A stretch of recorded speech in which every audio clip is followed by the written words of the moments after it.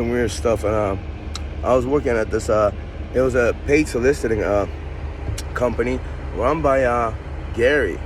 Gary is from Big G Movers now. I don't know what his last name is. You know, the guy used to live in Metuchen. He was he's like from Piscataway or something like that. But I think he was from Metuchen. He was a big, tall guy. And he had a friend, you know, a Latino friend. I always mistook him for an Italian. He had dark hair. And both of them worked on the desk. And Kevin Cadena, that's how I used to call him. And then he started calling him Sedena.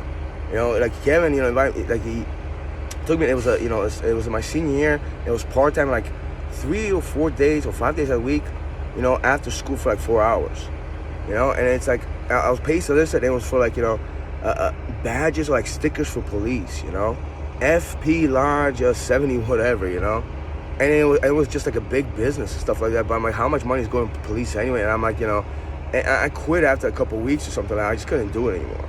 You know, but thing was, you know, after I quit, actually, I don't know, before I quit, Kevin just comes over my house. We lived in our apartment, you know, our house. We lived in Elizabeth, Atlantic Street, by the turnpike, you know, just right there. And our door was always open. You know, mother would just, you know, she opened the door. It was like, you know, I don't know if it was like, you know, spring or whatever, you know. Kevin just walked in. I'm in my room, and I see Kevin, and the phone rings. I answer the phone, and it's a girl, and she's asking for like the same things we worked for. And I'm just like, what the fuck? And I'm just like, you know, and I'm like, and Kevin's like, ask her how much she made. I'm like, how much she donated? What's her percentage? And I feel kind of weird, man.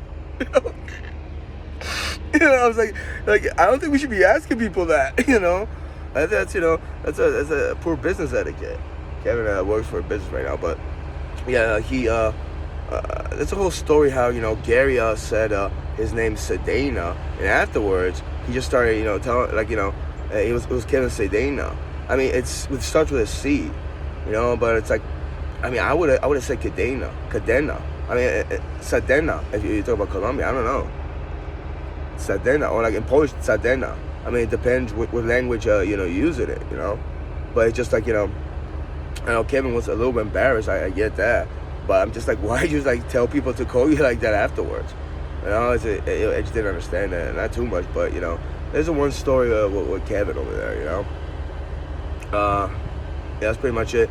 Gary, you know, I didn't remember Gary till like maybe I remember once or twice. It just like I had a fucked up memory, and then like, you know, what did he say? He started saying some things. Oh, he took me out. Like, this is like he really wanted me to know that he ran that, you know, that program, whatever. It was that job in '99. It was like what, 2013, 14. You know, I did moving jobs with Gary before. I just wasn't too aware. I guess I picked up on it, but it's like I never. If I would have asked him, he wouldn't probably admit it. You know, and he invited me for a job, and there was the guy. And I didn't put it together, but he started telling me stories like, you know, oh, me and him got, you know, our first charge because of you. He didn't say directly because of you or something like that. You know, he didn't say that, but I felt it like it was because of me. You know, and like, you know, and oh, we got our first coke charge and shit like that.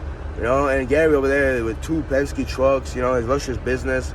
You know, and it was just, we went to like lunch or something, like after loading a truck and between the unload. It rarely happens, you know, but yeah, it was just, you know, it was just you know, another day in moving industry for me, and especially with Gary. You know, Gary's the type of guy, you know, I remember years prior I was just really down, like my luck. I was drinking so heavily every day.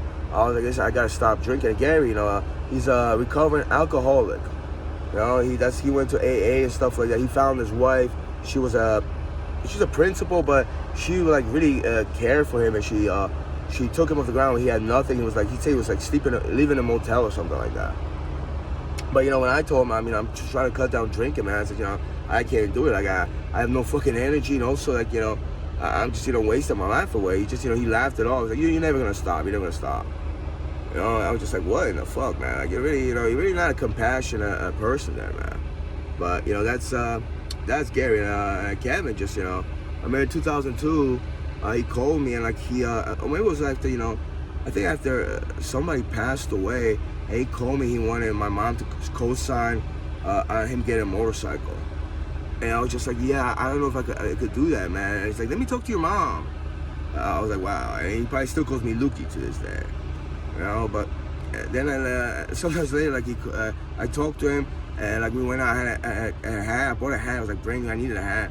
Bring your hat, some come money. It had like a G. Like I don't know if it was Georgetown. He was like, oh, I heard you're a G. And it was acting like really cool, and him and his like little people just really didn't go anywhere. And I just like, I think I had my car, so I was like, I'm gonna go home, man. I'll see you whenever or something like that. You know, it wasn't too eventful.